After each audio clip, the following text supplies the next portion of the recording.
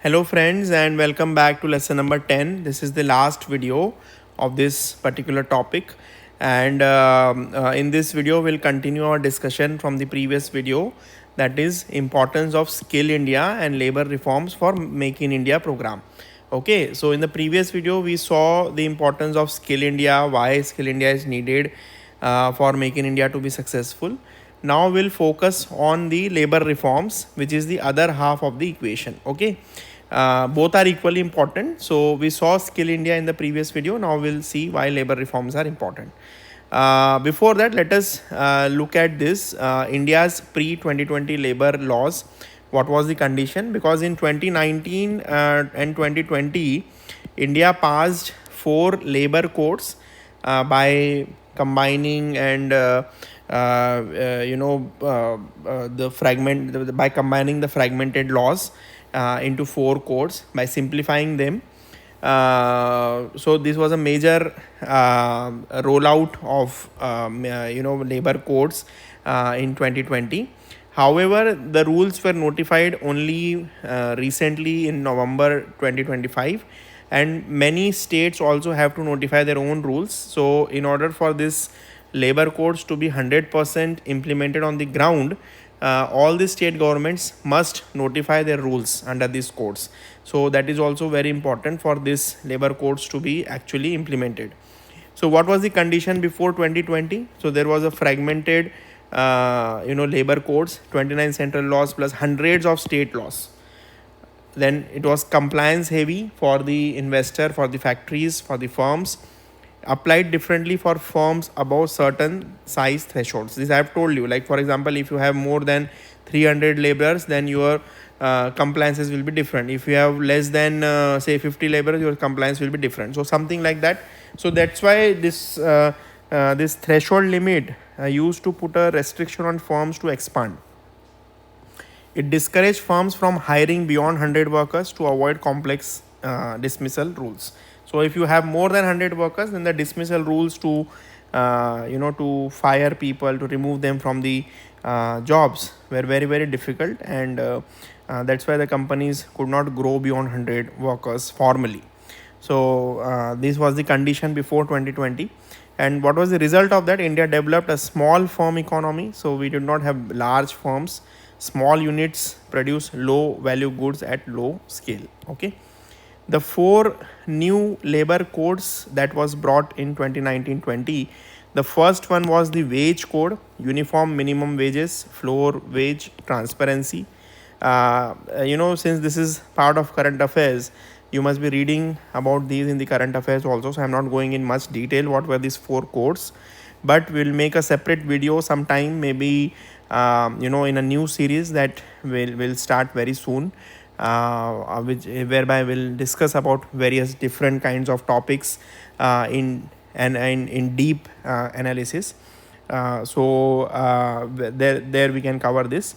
But here only important thing for us is to understand what are these 4 codes, what are their names, and what exactly they do.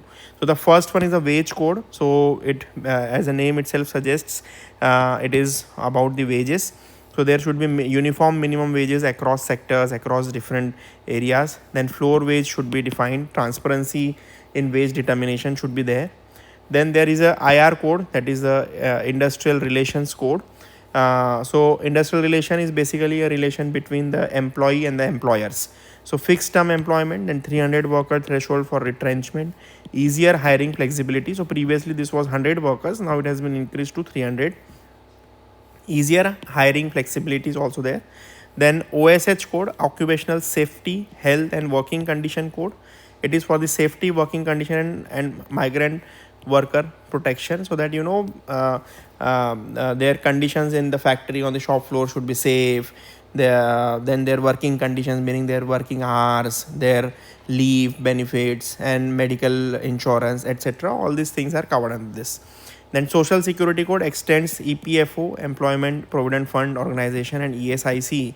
This is insurance for these people, to gig economy also, and to informal workforce also. Previously this was only for people who were engaged through proper formal sources, but now it is extended to gig economy and informal workforce. Gig economy meaning example is Uber, Ola, drivers and Swiggy, Zomato, delivery men.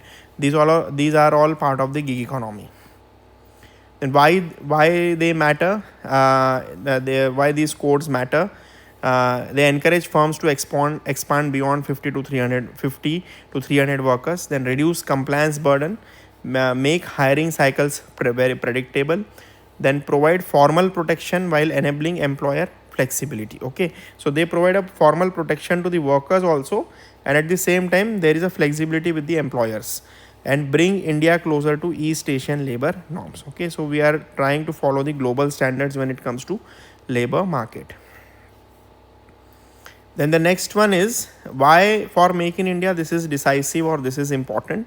Manufacturing competitiveness depends on predictable labor contracts, ability to scale quickly. Like, if the demand increases, if the firm wants to expand more, if they want to produce more, then they should be able to scale quickly by hiring more people.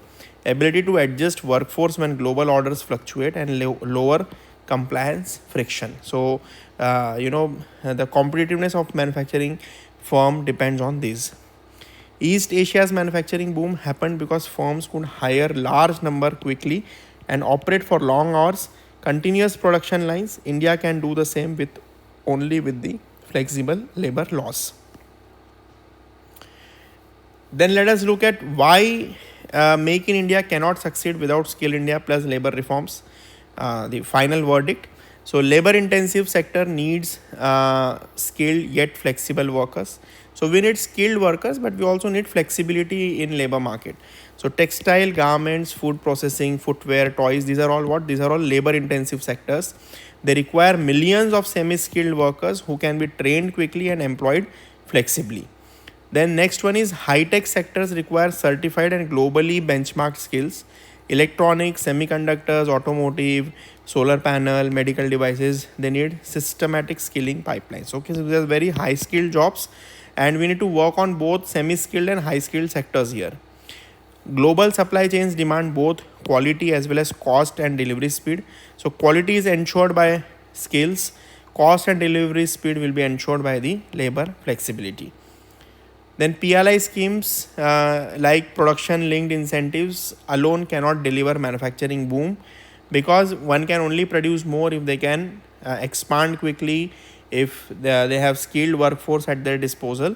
So PLI may attract investment, but factories need skilled labor on day one, regulatory certainty, ability to run multi-shift large scale production lines. Okay, so very important for all this Make in India as well as PLI scheme to actually work. Then India's demographic dividend depends on these synergy actually. Okay, so we have demographic dividend, meaning we have a large working age population, and unless and until they are skilled, unless and until there is a labor market flexibility, this synergy, if it is absent, so our manufacturing sector, labor intensive manufacturing sector will not grow. So if Skill India plus labor codes succeed, India gains a workforce advantage compared to China, Vietnam, Bangladesh, East Asian countries. And if they fail, then demographic dividend becomes a demographic burden or disaster.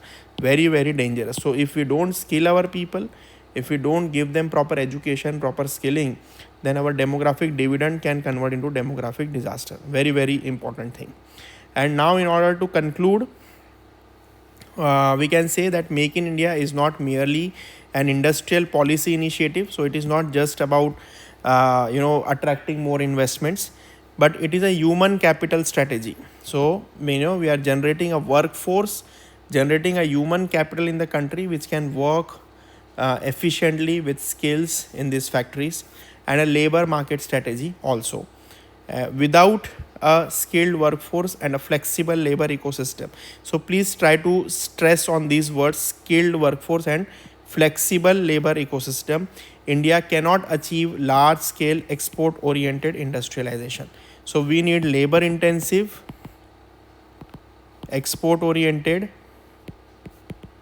manufacturing or industrialization. Okay, so these are the keywords, and we need to grow it at a very large scale to absorb our youth population, working age population, and to actually reap the benefits of demographic dividends. Okay, so very important. So with this we'll end our topic on manufacturing in India. From the next video, we'll start a new topic on infrastructure in India. Thank you.